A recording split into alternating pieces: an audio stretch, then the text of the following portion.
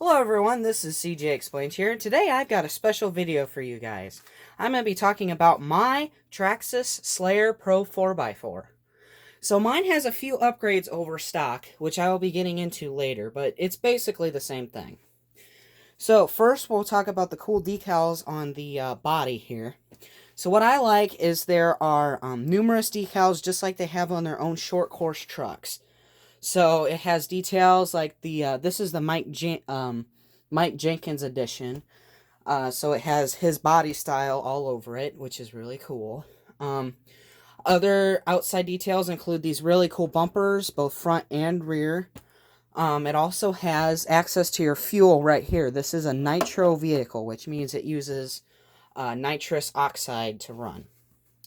So the other cool thing about this is it is an easy start model, which means you do not need to pull or prime the engine yourself. It actually has a motor that does that for you. So without further ado, we're going to go ahead and take the body off and show you what the outside looks like. Okay, we have the body removed now, so you can see all the wonderful details about this motor. So this has a 2-speed automatic transmission.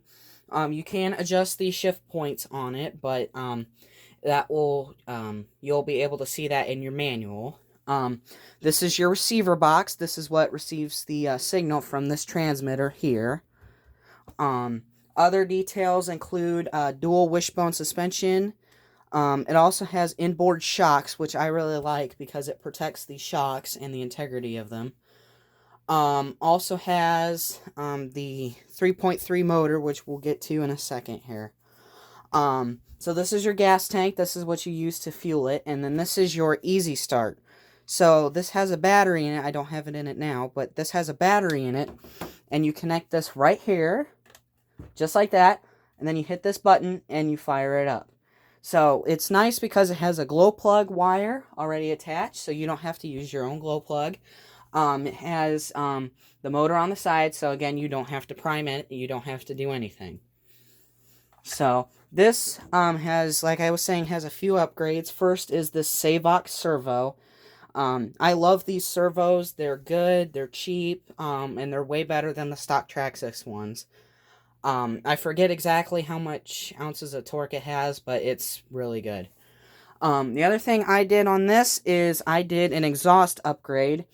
It's not really an upgrade, it's a reroute, but what happened before is there was a droop here, and that got oil and stuff all over the suspension components, and it was really, really annoying.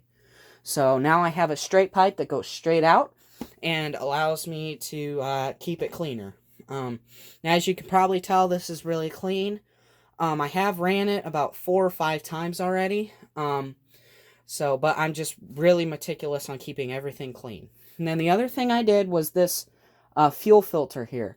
This is a really good upgrade because it keeps your engine in better health and your fuel lines in better health too, because it can filter out all those contaminants before they reach the engine and the carburetor.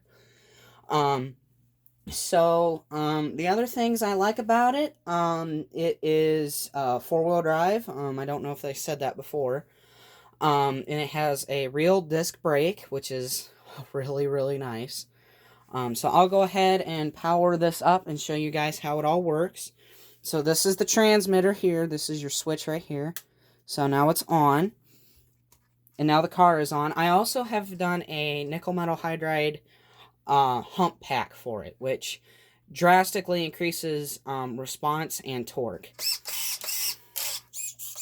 So there is a servo right here. This controls your throttle and your brake. It also controls your transmission too. So it's really nice. It has a servo saver on the steering, which, in case, you know, there's a jerk or something with the wheels, it'll save it. So there's that. And then I'll go ahead and flip it around and you guys can see what the other side looks like.